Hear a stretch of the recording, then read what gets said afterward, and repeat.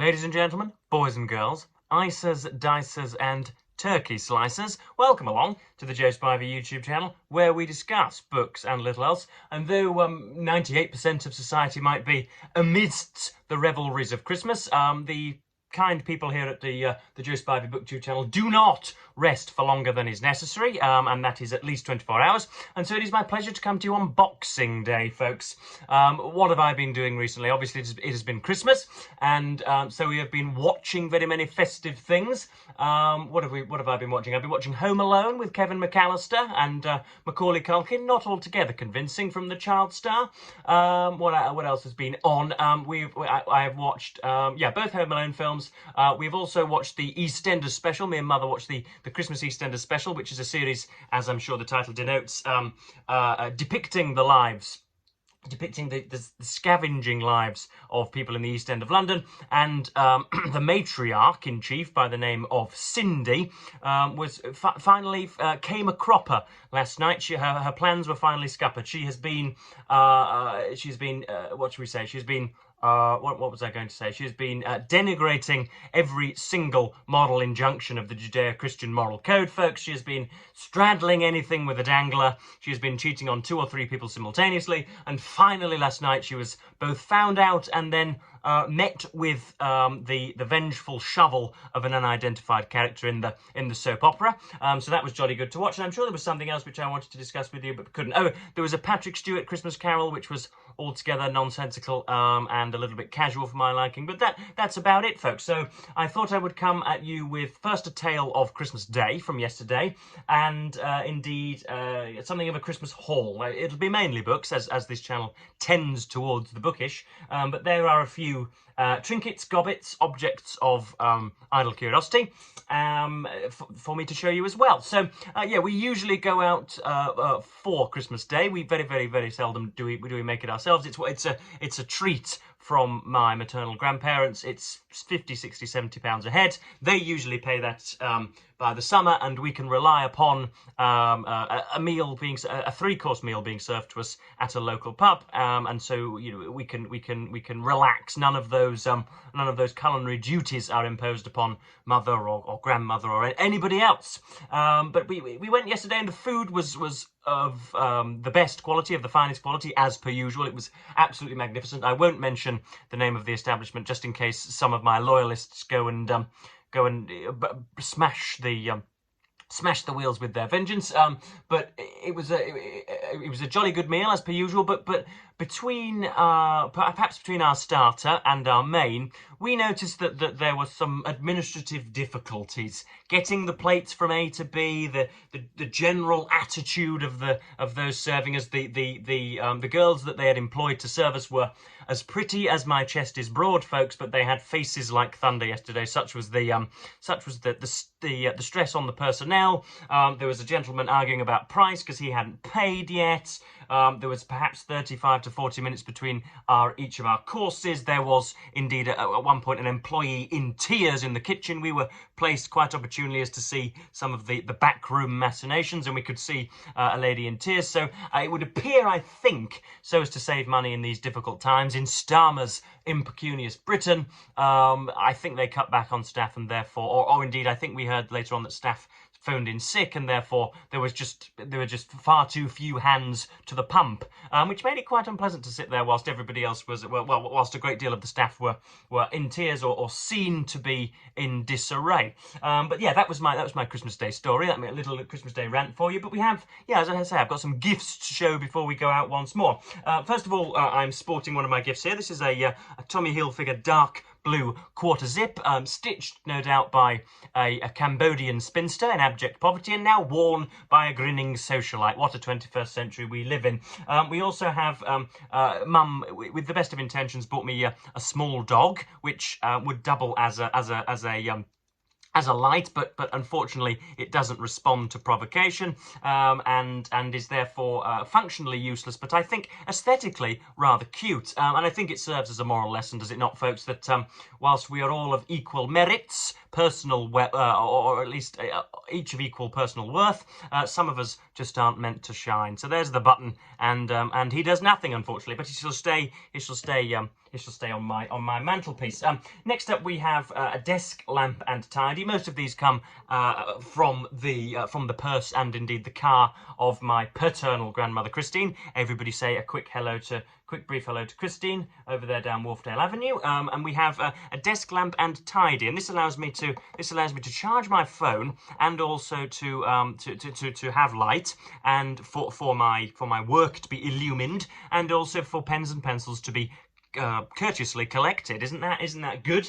It's got a non-slip base. It's an LED light. It's a flexible lamp, and I say it offers wireless charging. So that's it tells me that the smartphone and the stationery are not indeed included, which of course means that they are avoiding the ire of the Advertising Standards Agency. But that's a desk lamp and tidy. Next up we have, oh yes, this is just one example of the many that I got. This is a traditional HB pencil. Reminds me of school when I was seeking to titillate the blonde to my left and trying to curry the favour of the bully to my right, where I was chewing pencils and struggling to conjugate German verbs. But these come in very handy when I'm annotating works of estimable literature. And we also have some Bics from Gran as well. 2 packs of 10, so 20 pens, which should last me all of a fortnight. So that's they come in handy. Those instruments of indentation. And we also have a bottle of eggs, folks. A bottle of gooey eggs, some confectionery for your delectation. So yeah, that I'll get through those at some point. Jelly eggs.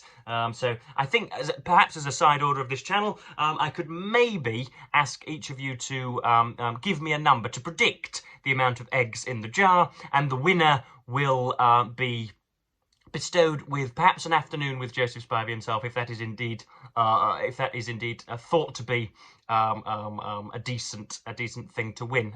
So yes, that's a decent competition. Guess how many eggs are in the glass, and you will win an as yet unfinalised reward. So yes, that's all that. Oh, and there's also some pads of paper as well from Christine, which have come nicely in order. I'm already writing down notes 10 to the dozen. But let us get on to the meat of today's video. Let's get into the actual books, because I asked for 4 books, and indeed my mother has pulled quite the best rabbit out of the hat. She has got me a book which I asked a publisher for months and months and months ago, but which never came sharking through my letterbox because the publishers, whose job it is to advertise books and to circulate them amongst the reviewing populace, thought not to bother. Thought it right not to bother. But anyway, we have first of all Anthony Trollope's He Knew He Was Right, and I'm already at least 150 pages into this, and I am absolutely loving it. There is a lady, as you can see, characteristically despondent, weeping into a handkerchief on top of a red velvet cushion. And this tracks, I'm going to call him Louis Trevelyan because there is no E on the end of his name, but it's spelt L-O-U-I-S.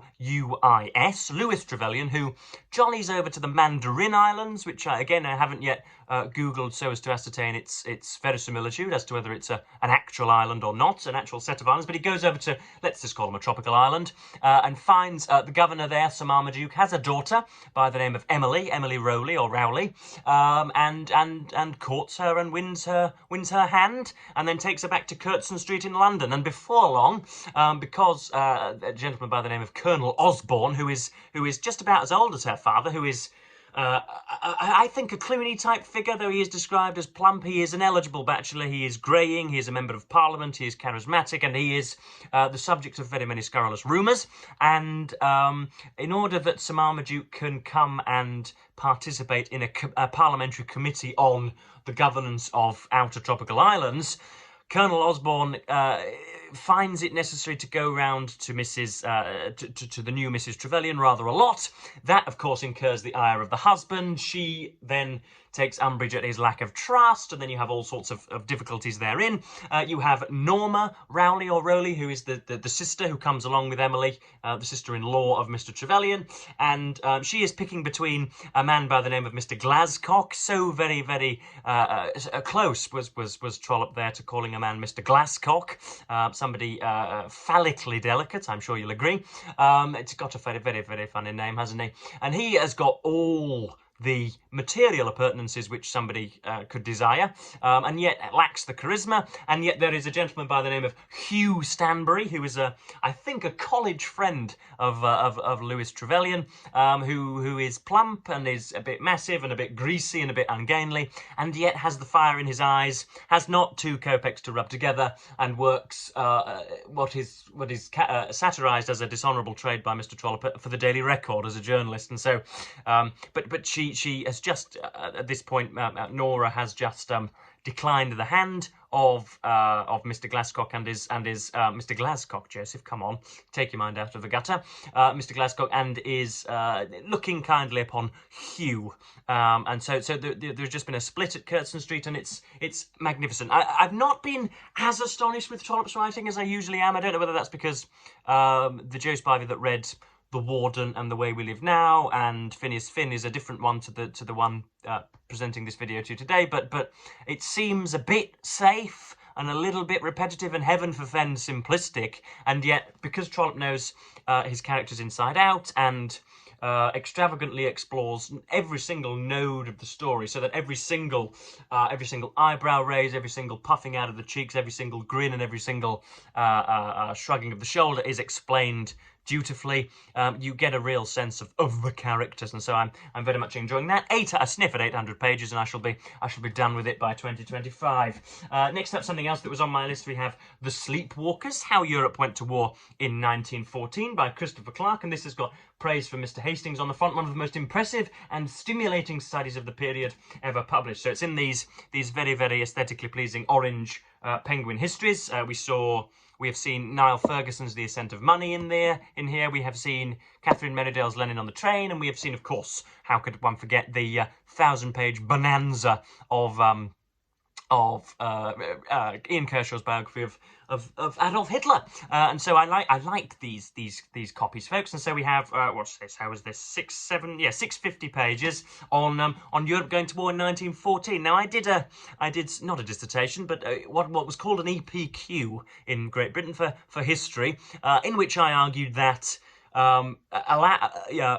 whilst acknowledging that Gavrilo Princip's assassination of Archduke Franz Ferdinand, as I think is depicted here in Sarajevo, I think due to German pugilism and rearmament or armament in the early 20th century, that such a war was perhaps inevitable, but accelerated by this. But the Joe Spivey of 4 years ago is different to the one recording this video today, and so I am still embarrassingly ignorant about this period, and of course what's the opposite of antecedents? Should we just call it the consequences? We may as well. The consequences of this event and this war and this strangely inexplicable European conflict, this deathly lethal conflict, we still feel both today and throughout the rest of the 20th century. So I need to know an awful lot more than I do about the outbreak of war. And Mr. Clark looks like a decent companion. So I know it's a mix of treaties and alliances and everybody getting angry at one another and therefore kicking the dog. So I know it's all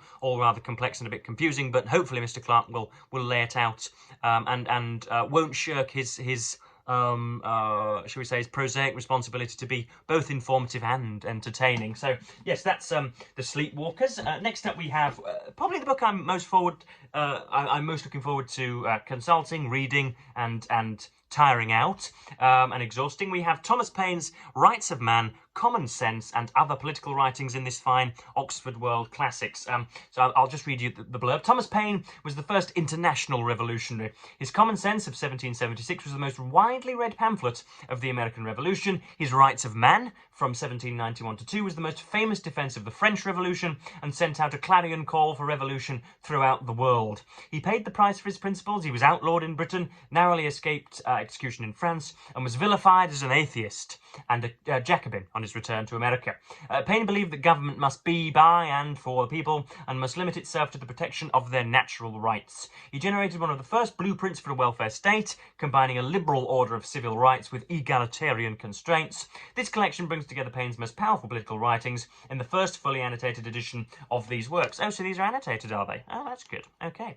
So yes, we have Common Sense, Rights of Man, and many other things. So I was Googling Mr. Paine. I read his entire Wikipedia page as a forerunner to diving into here whenever. And I realised that I now share a birthday with the lauded talk show host Oprah Winfrey, and indeed the much revered Russian playwright Anton Chekhov, and indeed with Thomas Paine, the 29th of January, no less. Or that's a rather strange way to refer to a birthday, but anyway. So yes, that's Rights of Man and Common Sense. I'm looking forward to getting into that. Obviously, is that the storming of the Bastille? Could be, probably is.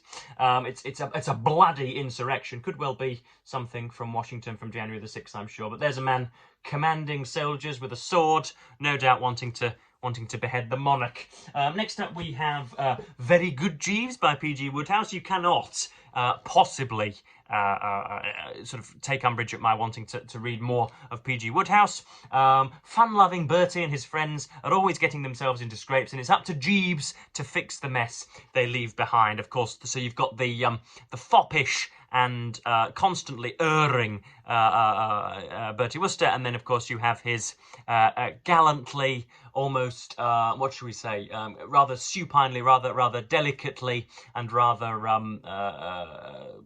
wordlessly almost. He's a very, very quiet genius, is Mr. Jeeves, is he not? And so I can't wait to get that going. I may as well just give you the first page of this because Wodehouse is great. We've got a preface, so we're not reading that on camera. It was the morning of the day on which I was slated to pop down to my Aunt Agatha's place at Woolham, Chersey, in the county of Herts, for a visit of 3 solid weeks, and as I seated myself at the breakfast table, I don't mind confessing that the heart was singularly heavy. We Woosters are men of iron, but beneath my intrepid exterior at that moment, there lurked a nameless dread. So there's Wodehouse toying with us already. And last but not least, we have This Time Next Year, A Life of Positive Thinking by David Jason. Now, this is the book that I requested from a publisher. This came out in 2024 and is but a few months old. David Jason, as none of you need informing, was the figurehead of British comedy throughout the 70s and the 80s. He went from being a what should we say, a little tinker in the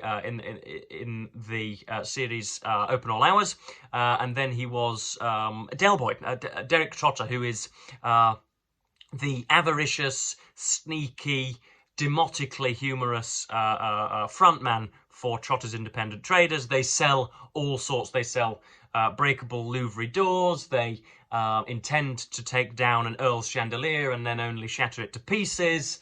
They market tap water as something from a Peckham spring, and so incur the wrath of the country by doing so. And David Jason was, as you can see there, the mischievously genial person fronting that entire campaign, and he is quintessentially British. It's iconic is a wearisome and much hackneyed term on BookTube, on YouTube, and indeed in the wider culture. But his aura is indeed iconic. It does indeed warrant that tagline, and he has sired very many real-world Derricks, I am sure. And this seems to be the #1 best-selling author. This seems to be just a going through of his life, maybe, and perhaps even a bit about some stories from the set of Only Fools and Horses, which will be very interesting. And indeed, because it's new out, I might, heaven forbid, email Mr. Steve Donoghue with an 800-word review and hope that I see my name in lights again. So that's just about that, folks. I watched the King's speech yesterday, of course, where he didn't really say an awful lot. He spoke entirely in artful euphemisms, in that chinless, gormless, altogether useless way in which he usually does. So I thought I'd just check in, folks, and make sure that you get your quota of videos for the week, regardless of the festivities currently going on behind the scenes. So I think that probably just about does it, folks. I am going to say, both myself and my lightless little pup here are going to bid you a fond farewell. Thank you as ever for watching BookTube, and remind you that I will be in Derbyshire in the next few days, and so you might see some what should we say, some leafy treescapes once more. So yes, I'm going to, as per usual, thank you ever so much for watching BookTube, and say goodbye.